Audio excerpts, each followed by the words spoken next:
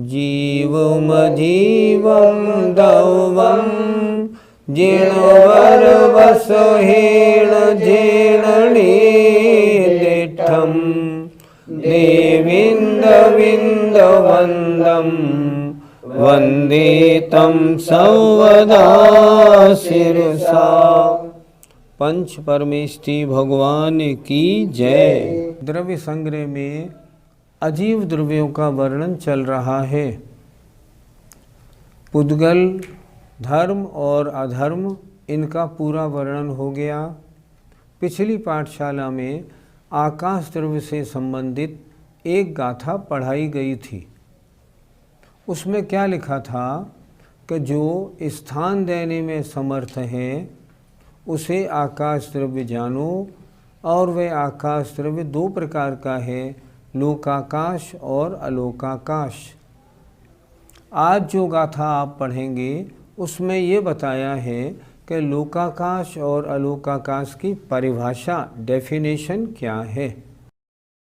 आइए गाथा देखते हैं। धम्मा धम्मा कालो, धम्मा धम्मा कालो, पुद्गल जीवाय सन्ति जावदिये, पुद्गल जीवाय सन्ति जावदिये, आयासे सो लोगो, आयासे सो लोगो, तत्तो परदो अलोगुत्तो, तत्तो परदो अलोगुत्तो। धम्मा धम्मा कालो, इसका हमने संधि विच्छेद किया तो धर्म, अधर्म और काल। धम्मा धम्मा धर्म और अधम्मा अधर्म। धर्म द्रव्य, अधर्म द्रव्य, कालो काल द्रव्य, पुद्गल पुद्गल द्रव्य और जीव द्रव्य। जावदिये जितने, आया से आकाश में, संति होते हैं। आकाश बहुत बड़ा है, आकाश के जितने भाग में ये अन्य द्रव्य भी होते हैं। फिर देखें एक बार, धर्म द्रव्य, अधर्म द्रव्य, काल द्रव्य, पुद्गल द्रव्य और जीव द्रव्य।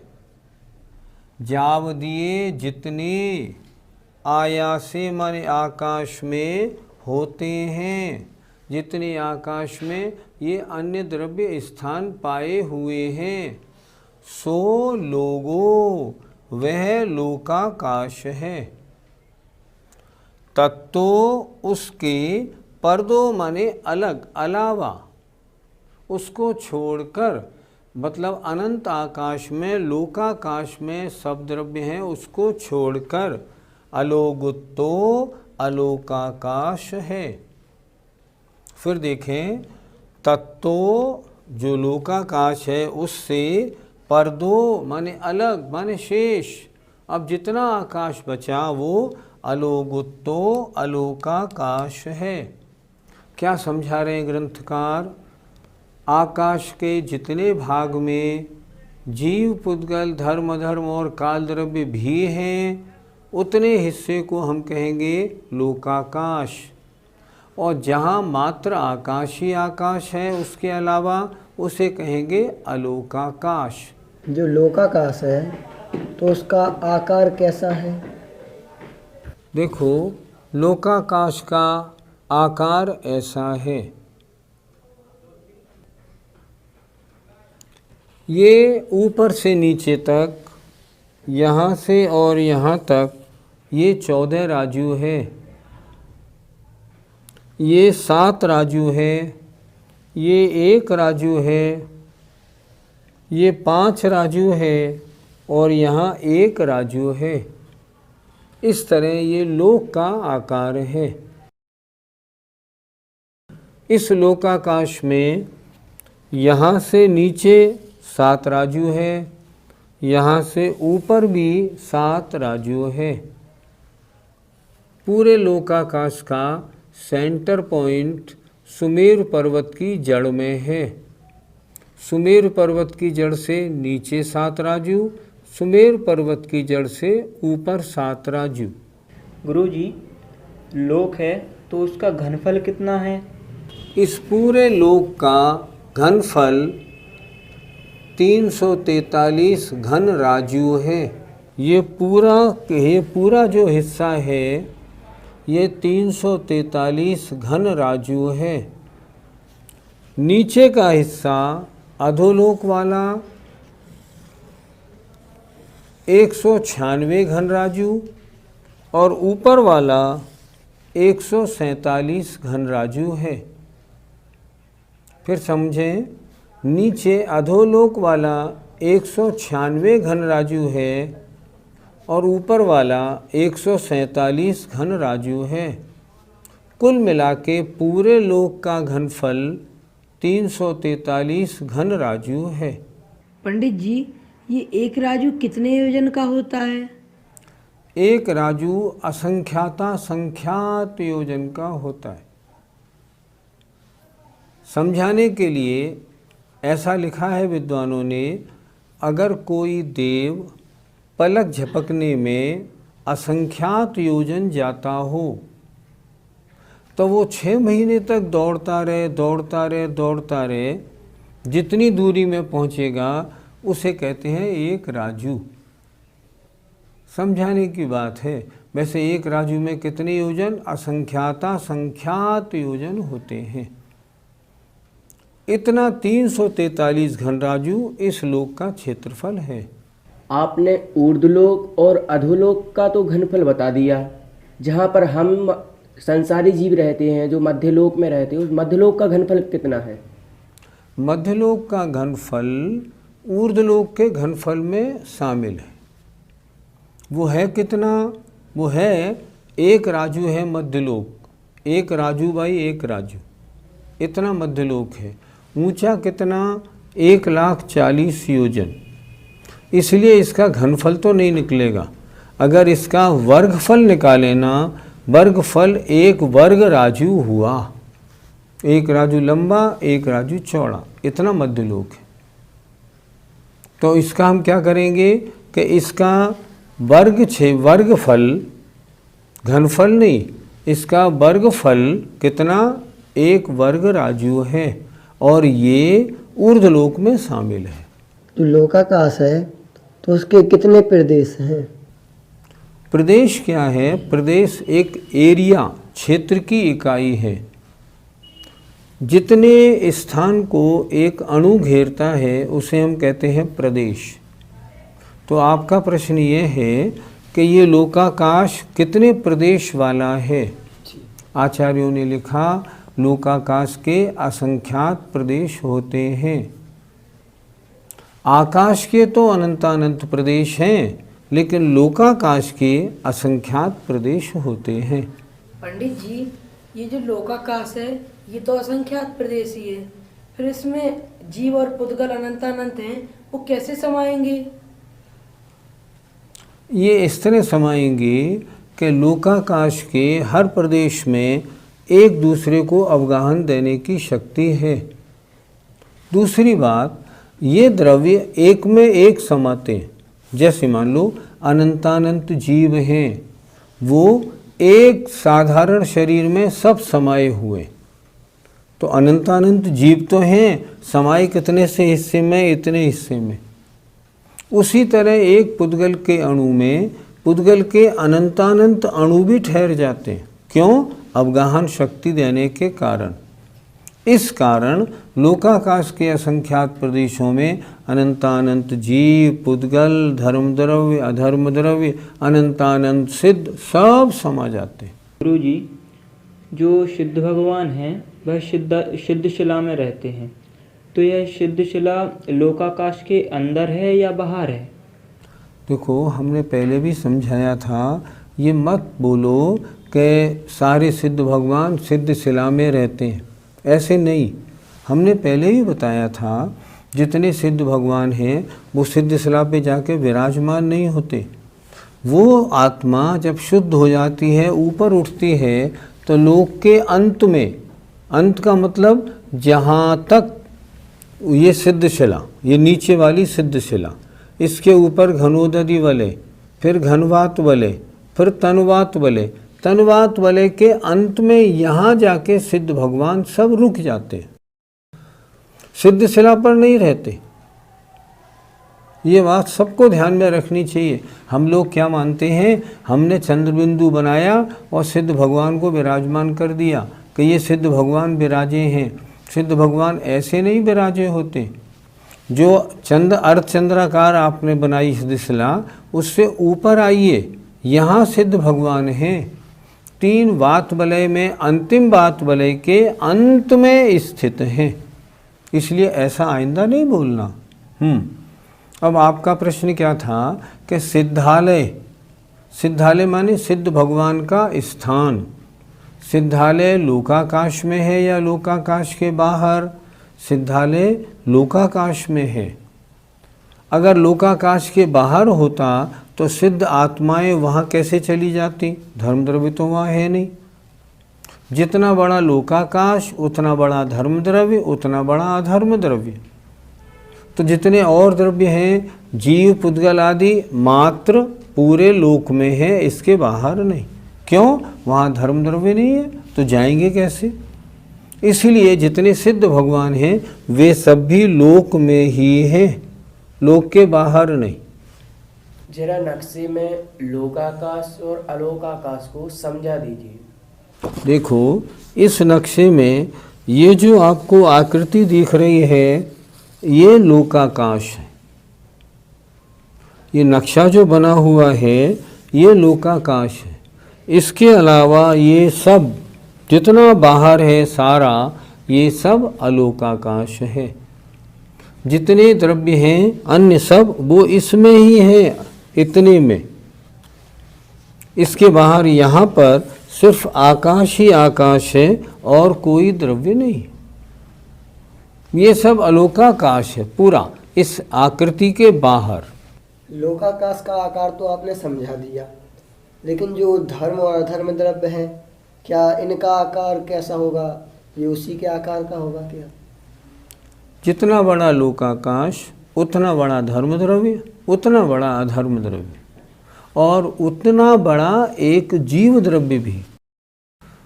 अगर एक जीव द्रव्य पूरा फैले तो कितना फैलेगा? पूरे लोकाकाश में फैल जाएगा। तो एक आत्मा के कितने प्रदेश? जितने लोकाकाश के। जितने लोकाकाश के प्रदेश उतने ही धर्म द्रव्य के, उतने ही अधर्म द्रव्य के।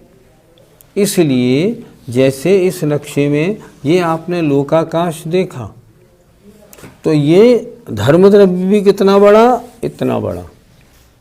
अधर्म द्रव्य भी इतना बड़ा। एक जीव द्रव्य के प्रदेश भी इतने बड़े। ऐसे समझना चाहिए। आकाश द्रव्य के 2 भेद, लोकाकाश और अलोकाकाश का वर्णन पूरा हुआ। आकाश के जितने हिस्से में अन्य द्रव्य पाए जाते हैं वो लोकाकाश, और जहाँ मात्र आकाश ही आकाश है वह अलोकाकाश। कुछ लोग ये पूछते हैं, अलोकाकाश में प्रकाश है या अंधकार, ये तो बताइए। तो अभी जब पुद्गल द्रव्य का वर्णन हुआ था तब ये आया था, अंधकार या प्रकाश ये पुद्गल की पर्याय हैं। और अलोकाकाश में जब पुद्गल नहीं होता तो वहाँ ना प्रकाश है ना अंधकार है। क्या है? आकाश ही आकाश है। तो क्या उसको केवली भगवान देखते हैं? हाँ, केवली भगवान अमूर्तिक पदार्थ को भी जानते हैं, इसलिए उनकी दृष्टि में अलोकाकाश अलोकाकाश जैसा, लोकाकाश जैसा स्पष्ट झलकता है। आइए अब अगले काल द्रव्य की चर्चा शुरू करते हैं। दौव परिवट्ट रूवो, दौव परिवट्ट रूवो, जो सो कालो हवे व्यवहारो, जो सो कालो हवे व्यवहारो, परिणामादि लखो, परिणामादि लखो, वट्टण लखो य परमठो, वट्टण लखो य परमठो। दौव परिवट्ट रूपो, जो द्रव्य के परिवर्तन स्वरूप है। काल द्रव्य दो प्रकार का, एक निश्चय काल द्रव्य और एक व्यवहार काल द्रव्य। निश्चय काल द्रव्य जो परिणमन कराता, वर्तना कराने में सहकारी है, वह निश्चय काल द्रव्य है। और उसके परिणमन को कहना, किस प्रकार, कितना, ये व्यवहार काल है। तो क्या कह रहे हैं, द्रव्य के जो परिवर्तन स्वरूप है, ये तो मकान नया था, ये पुराना कैसे पड़ गया, ये रुमाल नया था, ये कपड़ा नया था, ये पुराना कैसे पड़ गया, ये व्यवहार काल। जो द्रव्य के परिवर्तन स्वरूप है, जो वह व्यवहार काल होता है। फिर एक बार देखें, जो द्रव्य के परिवर्तन स्वरूप है, जो द्रव्य के परिणमन होने के कारण दृष्टिगोचर होता है, वह व्यवहार काल है। और उसका लक्षण क्या है, परिणामादि लखो, परिणाम आदि उसका लक्षण है। तत्वार सूत्र में सूत्र दिया है, वर्तना परिणाम क्रिया परत्वा परत्वे च कालस्य। तो परिणामादि यहाँ क्या लेना, परिणाम क्रिया परत्व और अपरत्व लक्षण वाला है। ये क्या हुआ, व्यवहार काल हुआ। और जो परमठो, जो निश्चय काल है, ये वर्तना लक्षण वाला है। जो निश्चय काल है परमठो, वह वर्तना लक्षण वाला है। पंडित जी, अभी जो काल द्रव्य है, उस काल द्रव्य के कितने भेद हैं? अभी गाथा में आपने पढ़ा काल द्रव्य के दो भेद, एक निश्चय काल द्रव्य और एक व्यवहार काल द्रव्य। निश्चय काल द्रव्य जो स्वयं परिणमन करती हुई वस्तु के परिणमन में सहकारी होता है, इसे कहते हैं वर्तना। परिणमन में सहकारी होना वर्तना है। और परिणमन होने पर जो परिणाम होता है, जो दृष्टिगोचर होता है, उसे कहते हैं व्यवहार काल। इस तरह निश्चय काल और व्यवहार काल, काल द्रव्य के दो भेद हैं। पंडित जी, अभी आपने परिणाम और क्रिया बताई, तो ये परिणाम और क्रिया ये क्या होते हैं? गाथा में जो परिणाम आदि लखो लिखा है, हमने बताया था कि तत्वार सूत्र में वर्तना परिणाम क्रिया परत्वा परत्वे च कालस्य, परिणामादि अर्थात परिणाम क्रिया परत्व और अपरत्व, चार चीज़ें। परिणाम, स्थिर वस्तु में जो परिणमन होता है वह परिणाम, और चंचल वस्तु में जो परिणमन होता है वह होती है क्रिया। जैसे मान लो सामने दीवार है, इस दीवार में जो अंदर ही अंदर परिणमन हो रहा है उसको हम कहेंगे परिणाम। उस परिणमन के कारण दीवार पुरानी पड़ रही है, ये परिणाम। ये परिणाम स्थिर वस्तु में होता है। या यूँ भी कह सकते हैं आत्मा में जो राग द्वेष आदि परिणाम होते हैं इनमें भी काल द्रव्य सहकारी होता है, ये भी तो परिणाम है। और क्रियाशील वस्तु में जो परिणमन होता है उसे कहते हैं क्रिया, जैसे साइकिल, कार या जैसे उंगली, इसमें जो परिणमन हो रहा है ये कहलाएगी क्रिया। परिणाम स्थिर वस्तु में होने वाला परिणमन, क्रिया चंचल वस्तु में होने वाला परिणमन। इस तरह इन दोनों में अंतर है। परत्व और अपरत्व से हमें क्या समझना चाहिए? परत्व माने बड़ापन, अपरत्व माने छोटापन। 18 वर्ष का लड़का है परत्व, 16 वर्ष का है अपरत्व। अब ये छोटा और बड़ापना ये कैसे आया? ये भी तो काल द्रव्य के परिणमन से आया। इस वस्तु में 16 वर्ष परिणमन, उसमें 18 वर्ष का परिणमन, तो परत्व और अपरत्वपना ये भी काल द्रव्य, व्यवहार काल द्रव्य का कार्य है। परिणाम स्थिर वस्तु में होने वाला परिणमन, क्रिया क्रियाशील चंचल वस्तु में होने वाला परिणमन, और परत्व और अपरत्व माने बड़ापना और छोटापना, ये सब व्यवहार काल के उपकार हैं, उसके कारण ये चीज़ें घटती हैं। गुरुजी, जो सिद्ध परमेष्टि हैं उनके परिणमन में भी क्या काल द्रव्य सहकारी है? हाँ, निश्चित रूप से।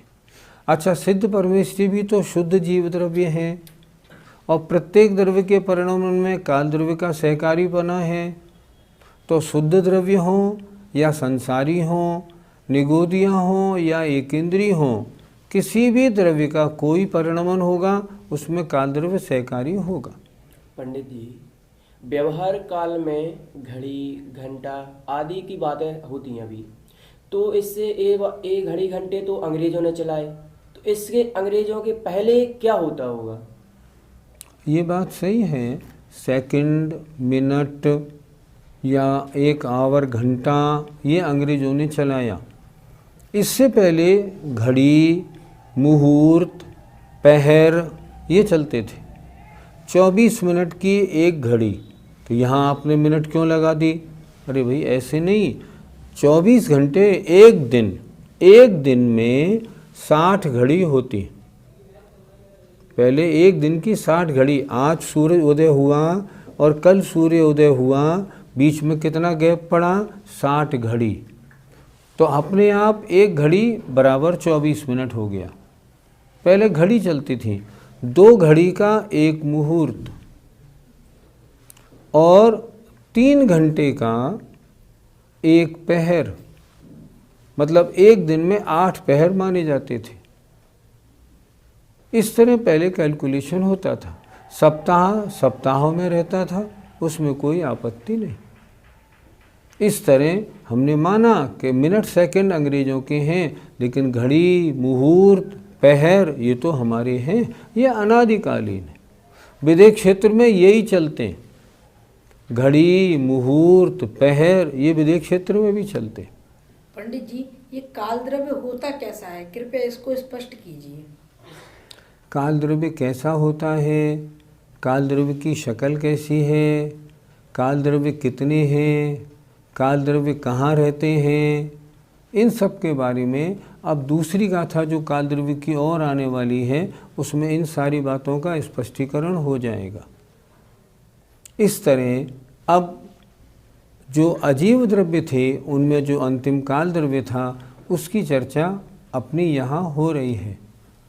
आज इतना ही समय पूरा होता है हमारा, और अब काल द्रव्य के बारे में जो चर्चा अभी शेष है वो अगली पाठशाला में आप जरूर सुनिए। अजीव द्रव्यों का ज्ञान भी हमें बहुत ज़रूरी है, अन्यथा सिद्ध परमेष्टि कहाँ रहते हैं, स्वर्ग कहाँ है, नरक कहाँ है, लोक कहाँ है, पर इनकी चर्चा हमें कैसे मालूम पड़ेगी। इसलिए आचार्यों ने जीव और अजीव दोनों द्रव्यों का परिचय इस द्रव्य संग्रह के माध्यम से कराया है। हमें उम्मीद है आपको ठीक लग रहा होगा। आइए, जय जिनेन्द्र।